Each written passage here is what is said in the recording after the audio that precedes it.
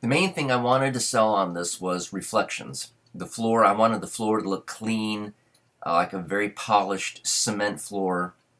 Found a texture online that was really good, as well as the warehouse door there.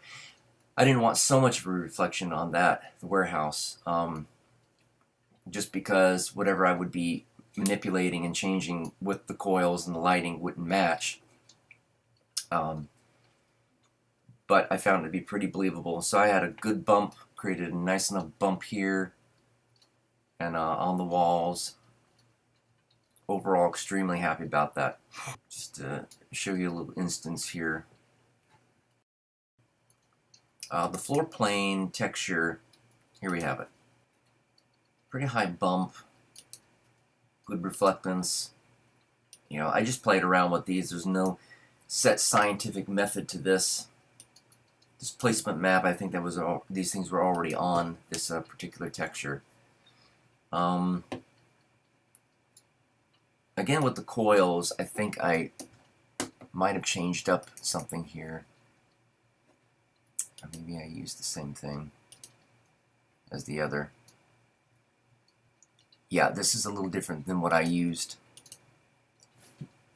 on the original, because I really wanted a nice, crisp reflectance on these. Let me go to the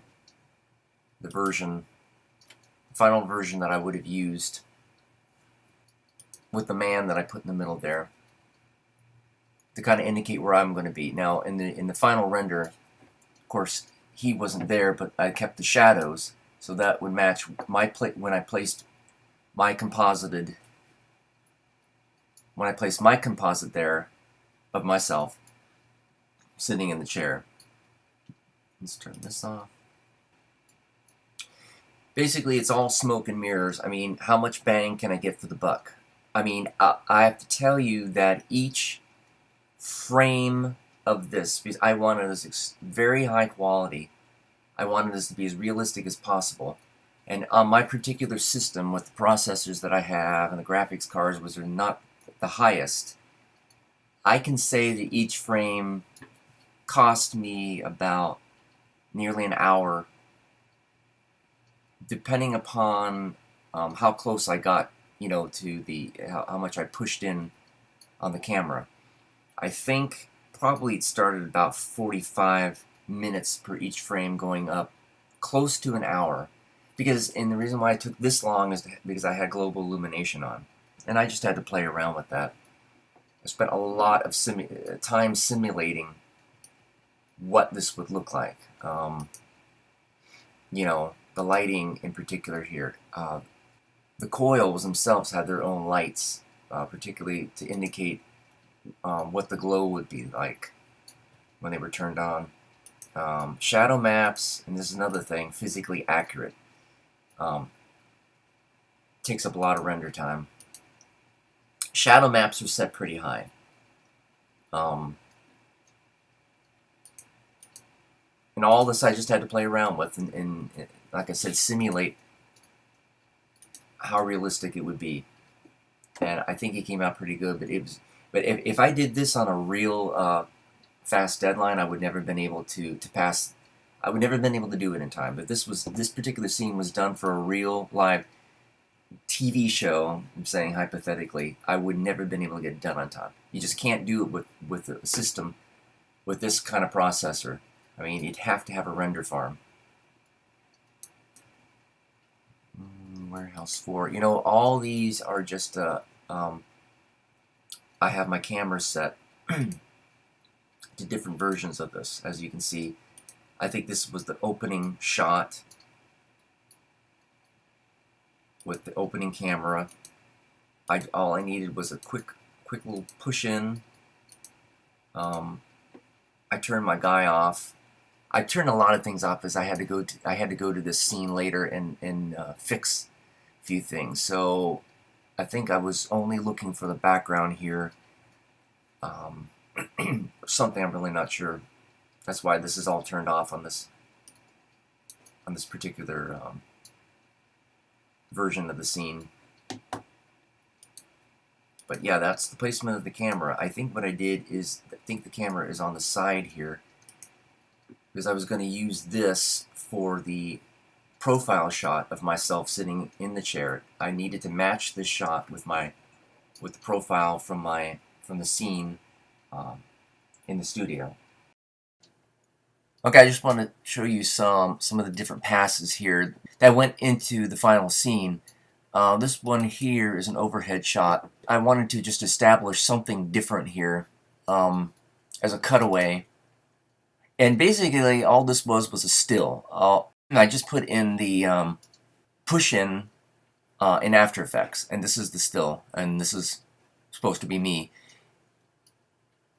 Once I put in the shadow pass and things like that and move it, it looks a little bit more realistic than this does. And then later I add some grain to it.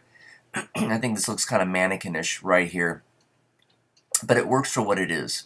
But I was happy. I'm really happy with this. Just the glistening there on the pavement and just the concrete. Just for some reason, I was just with this project, I was just really happy with the textures overall compared to anything else. In order to get the shot, I had to cut a hole through the ceiling and just take out the top of the ceiling so I could get my camera in there. And that's pretty much all that is. Oh, side view. So this is just kind of my side view depth passes. All the different passes I did, multi-pass shadow, which is really important, the shadow pass, to kind of get that realism. And I masked some of it off in the final because I didn't want all of this. But yeah, so then I just put myself in here, looking at it, looking at the coil, writhing in pain, putting my hands on my head as the magnetic power and forces go through me. I kind of wanted to just emulate and make it look like I was getting kind of like stuck, kind of a feeling like you're getting stung by bees or something. I do have my control panel shot, which is just another still. That's all this is.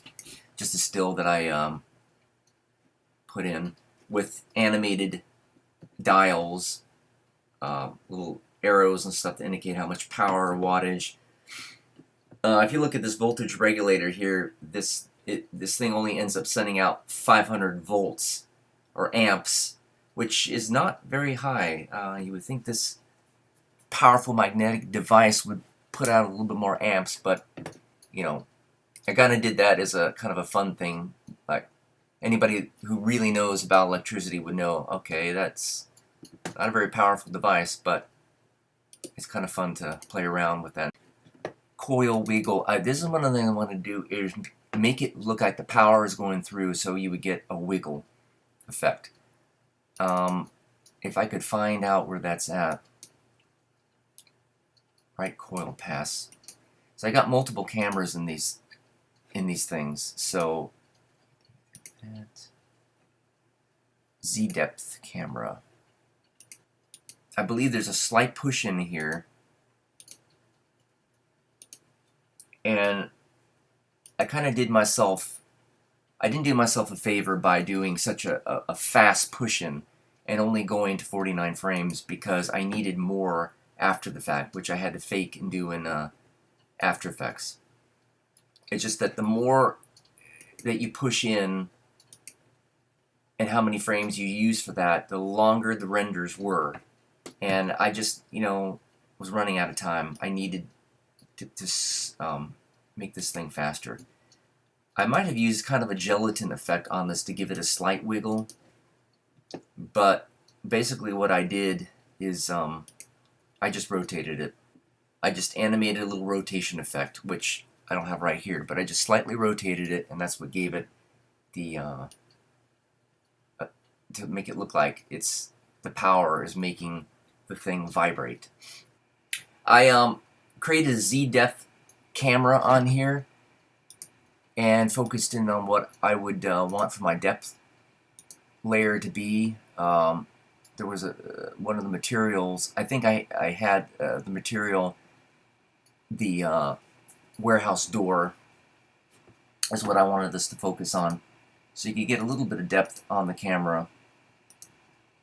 So I wouldn't have to do it all in After Effects, but it was very kind of basic. I could use that for a camera blur effect and set this as the blur mask in After Effects.